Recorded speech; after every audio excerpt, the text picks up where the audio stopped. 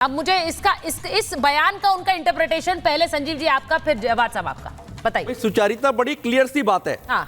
संगठन घड़े चलो, सुपंथ पर बड़े चलो, भला हो जिसमें देश का वो काम सब किए चलो। जो देश की बात करता है, नैतिकता की बात करता है, एकजुट रहने की बात करता है, तो उसको बिल्कुल क्लैरिटी से नजर आता है क्या कहना चाहता है वो।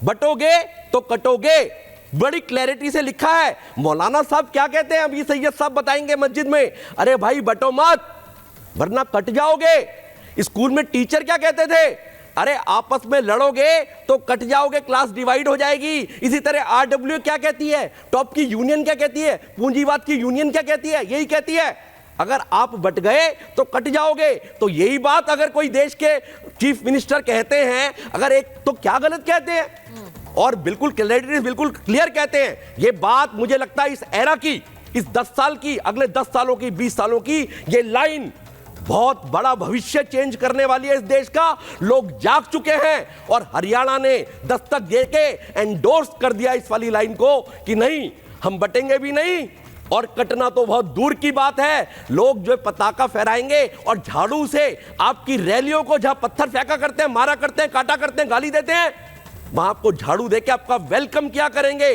शंखनाद बजा करेंगे, घंटी बजा करेगी घरों में, जिसका खतरा बिल्कुल मंडरा रहा है। जब तक आप बटे रहेंगे, डिवाइड होते रहेंगे, जातियों में, समाज में आपस में छोटी बड़ी जातियों को लेकर डिवाइड होते रहेंगे, तो हमेशा से यही कहा गया है कि आप एकजुट होकर बढ़े और इस देश को वैभव पर लेकर जाएं, परम वैभव पर लेकर। ये वाला जो नारा है जवाद साहब, ये बहुत लोग कह रहे हैं कि खेल बदलने वाला है। हरियाणा में जैसे बदला है, महाराष्ट्र में भी और झारखंड में भी। अब झारखंड में भी योगी आदित्यनाथ की बहुत डिमांड है, लोग कैंडिडेट्स बोल रहे हैं उनकी रैलियां हमारे क्षेत्र में कराई जाएं। महाराष्ट्र में भी यही हाल है, ये भी कहा जा रहा है। अब मुझे बताइए कि ये जो उन्होंने नारा दिया, उसमें आज उन्होंने जो एडिशन किया है कि शंख भी नहीं बजा पाएंगे, घंटी भी नहीं बजा पाएंगे, ये शायद एक डर है एक आम हिंदू का, जिसके त्योहारों पर हमला हो रहा है। जी बहुत बहुत शुक्रिया आपका सुचारता, और आपके सभी दर्शकों को, देखने वाले को, सुनने वालों को, चाहने वालों को मेरा जय हिंद, जय संविधान। देखिए, जब से 4 जून के बाद रिजल्ट आए, उसके बाद से पूरी भारतीय जनता पार्टी और संघ परिवार के अंदर एक बेचैनी है, और उसका बड़ा मैसेज जो है वो उत्तर प्रदेश से मिला, और एक बड़ा मैसेज जो है वो महाराष्ट्र से भी मिला। ये 2 बड़े मैसेज जो हैं वहाँ से आए, और ख़ास तौर से जब से फैज़ाबाद की सीट हारे हैं तब से अलग बेचैनी है, बौखलाहट है। उनको ये लग गया है कि जो नफ़रत फैलाई है इतने सालों से, जो नफ़रत के बीज बोए हैं, वो अब जो है देश की जनता वो अफोर्ड नहीं कर रही, उसको लेना नहीं चाह रही। जो प्रोडक्ट बेचता आ रहे थे पिछले 10-12 सालों से लगातार उसको बेचने की कोशिश करी, अब वो बिक नहीं रहा मार्केट में।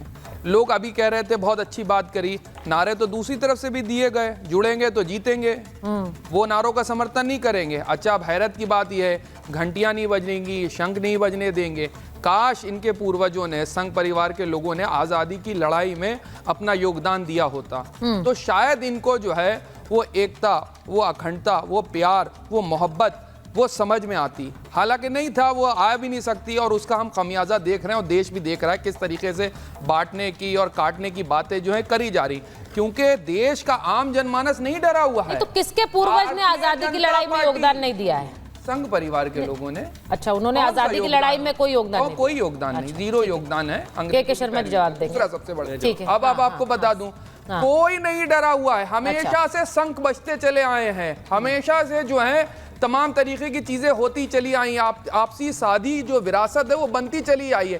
कोई नहीं डरा हुआ, भारतीय जनता पार्टी डरी हुई है, संघ परिवार के लोग डरे हुए हैं, और ये डर जो है अच्छा लगता है, क्योंकि अभी इनको जोर का धचका जो है वो धीरे से जनता ने दे दिया और समझा दिया है। 240 लाख के पटका है। और जवाब साहब एक बात बताइए, नारा एक योगी आदित्यनाथ ने दिया, बार बार नारे दूसरी तरफ से बदले जा रहे हैं, लेकिन आप कह रहे हैं डरे हुए ही हैं, ये ऐसा क्यों है? ये ऐसा इसलिए है क्योंकि तारीखें लगातार जो है वो चेंज हो जाती हैं। चुनाव आयोग तारीखें तो छठ की वजह से बदली है। अब मैडम, इससे पहले भी त्योहार बहुत होते चला है, उससे पहले भी हमने देखा, और लगातार हमने भी देखा कहाँ क्या क्या हो रहा है। अच्छा, तो आप नहीं, चलिए, बड़ी बात ये, बड़ी बात वो कह रहे हैं कि डर की वजह से तारीखें बदली हैं। जो बात अखिलेश यादव कह रहे हैं वही बात अभी यहाँ जवाब की एकता से परेशान हो गए हैं। वो है, उस एकता पर तो खुद अखिलेश जी सवाल उठा रहे हैं। उस एकता पर तो खुद समाजवादी पार्टी महाराष्ट्र में सवाल उठा रही है। मोहब्बत से डर लगता है। उस एकता पर तो महाराष्ट्र में खुद सवाल उठा दिए पार्टियों ने। क्या बात कर रहे हैं आप? कह रहे हैं इस एकता से डर रहे हैं। वहां पे सीटें नहीं दे रहे थे, उसको लेकर खुद उन्होंने बयान दे दिया। उन्होंने कहा नहीं देंगे तो हम अकेले चल लेंगे। वो एकजुटता पर बात थी कि नहीं थी? के शर्मा जी, इनके यहाँ कौन से अलायंस बहुत सही चल रहे हैं? अब नहीं, मैं उनके बारे में तो बोल ही नहीं रही हूँ भाई। मैं कहा कह रही हूँ उनके अच्छा चल रहा है। आपने सवाल उठाया तो मैंने पूछा। के शर्मा जी, के शर्मा जी जवाब दे दीजिए। के शर्मा जी वो कह रहे हैं आप अलायंस से डरे हुए इसीलिए बार बार ये बातें कर रहे हैं। हाँ बिल्कुल छोटा ऐसा है, ये मुखी खा चुके हैं हरियाणा में। हाँ और ये सारे एक हो गए थे, सारे इंडी गठबंधन एक थे और इनको जो है करारी हार मिली और इनको जो है नींद इनकी हवा। फराज साहब लेकिन अब दूसरी बात में कह, बहुत इन्होंने कहा कि साहब पहले तो एकजुटता थी, 2014 के पहले तो बड़ी एकजुटता थी सोचे थे। ये जो सैकड़ों दंगे हुए, हजारों कत्लेआम इस देश में हुए, वो किसने करे? बहराइच का दंगे में क्या निकल के आया? हम तो नहीं थे सरकार। बहराइच की दंगे जो में सिखों का नरसंहार हुआ, जो सिखों का नरसंहार हुआ, जवाब साहब बोलने दीजिए, बोलने चुप रहो, थोड़ा सा शांत रहो। एक एक करके बोलिए, उसके बाद बोलिए। ये जो सिखों का इस देश में नरसंहार हुआ, ये किसने करा है? ये सिखों का नरसंहार किसने करा? अभी ये बड़ी आजादी की अजय जी का ऑडियो आ गया। बात मान भी लेता हूँ कि इन्होंने बड़े भी वो कराए। तो मुझे एक चीज बताइए, जो विभाजन हुआ देश का वो किसने करवाया? हाँ जो करोड़ों लाखों हिंदुओं को काट दिया गया विभाजन के समय, उसके जिम्मेदारी ये लेते हैं? वो किसने काटे? हजारों लाखों हिंदुओं को मारा गया विभाजन के समय, ये किसने कत्ल किया? तब इनकी एकता की भावना नहीं थी, तब इनकी सोच कहाँ है? तो इनको केवल लोगों को भड़काना है, आज भी जातियों पे बांट देना है और इनको उल्लू सीधा करना है। मैं समाजवादी पार्टी के प्रवक्ता बैठे, मैं दो बात मात्र इनसे पूछता हूं कि आप बताइए आपकी सोच क्या थी जब मुजफ्फरनगर का दंगा हुआ? उसके बाद ये अखिलेश यादव थे ना, क्या घोषणा किया कि मुजफ्फरनगर के दंगों में सिर्फ जो मुस्लिम हताहत हैं और जिनकी संपत्ति जान माल का नुकसान हुआ है, केवल उनको जो है मुआवजा मिलेगा और हिंदुओं को नहीं मिलेगा। और इसके लिए सुप्रीम कोर्ट ने फटकार लगाई इनकी। या आतंकियों को छोड़ते थे, मुस्लिम छोड़ने की, आतंकियों को छोड़ने की बात की, क्या करके किया कि सद्भावना पैदा करना, इसलिए जो है मुस्लिम उनको छोड़ दिया जाए। तो ये तुष्टिकरण किसकी है? और जहां पीडीए की बात करते हैं तो मैं एक उदाहरण मात्र सुचेता जी सामने रखता हूं, उससे पूरे आपके करोड़ों दर्शक समझ जाएंगे ये दलितों के कितने बड़े हितैषी हैं।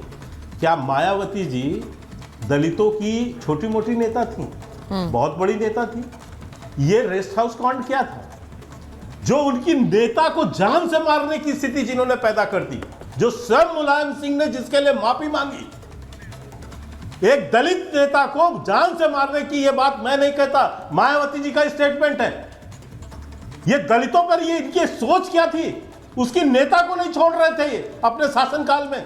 अभी तो दलितों पर क्या छोड़ा होगा? उत्तर प्रदेश में कितने कांड हुए दलितों के अत्याचार के? ये पीडीए की बात कर रहे हैं, पीडीए की बात कर रहे हैं सर। और एक मिनट में, आप जब बात कर रहे हैं, आप जब बात, हाँ मैं एक बात कहता हूं, हाँ बोलिए कंप्लीट। ये जो डिफरेंसेस की बात कर रहे हैं ना, अखिलेश यादव अपने गिरेबान में झांकें, जो अपने पिता के नहीं हो सके, पिता को भरे मंच में जिन्होंने माइक छीन ली हो और अपने चाचा को मंच में न चढ़ने दिया हो, वो व्यक्ति की सोच क्या होगी? उसकी सोच में तो विभाजन ही है। देखिए मैं एक बात बताऊं, आज अखिलेश यादव की पार्टी ने एक गाना भी लॉन्च किया, उन्होंने ट्वीट भी किया। फराज साहब आप जानते ही होंगे, वो कह रहे हैं अब जो हक हमारा मारेंगे, जो जोड़ के हाथ न मांगेंगे, हम बांध के मुट्ठी तानेंगे, क्या एकता की होती ताकत अब दुनिया वाले जानेंगे, हक लेकर ही हम मानेंगे। अब ये गाना, अब सोचिए वहां पे वो एकता की बात कर रहे हैं कि बटेंगे तो कटेंगे, तो यहाँ पर ये गाना लॉन्च कर रहे हैं, वो भी वो एकता की बात कर रहे हैं, कह रहे हैं अब हम हाथ नहीं जोड़ेंगे, मुट्ठी बांधकर अब जवाब देंगे। तो ये वाली बात हो रही है दूसरी तरफ से। एक बार मैं जरा शांतनु जी बोलना चाह रहे हैं। शांतनु जी बोलिए। शांतनु जी वो भी वहां से एकता की बात कर रहे हैं, वो बड़ा क्लियर है कि पीडीए वाला उनका मॉडल हराएगा। हाँ बोलिए जी। ये किसकी एकता है? मैं इसकी कुछ स्टेटमेंट में सुन रहा था समाजवादी पार्टी के। महबूब अली जो अमरोहा से विधायक हैं समाजवादी पार्टी के, उन्होंने कहा मुसलमानों की इतनी जनसंख्या बढ़ जाएगी और उस जनसंख्या के सहारे हम 2027 का चुनाव जीत लेंगे। तो ये एकता कहाँ पे दिख रही है? एसपी के एमएलए हैं राइस शेख जी, उन्होंने कहा महाराष्ट्र में 5% मुस्लिम रिजर्वेशन एमबीए को घोषित कर देना चाहिए। तो हमें दिख रहा है कौन सी एकता की बात कर रहे हैं।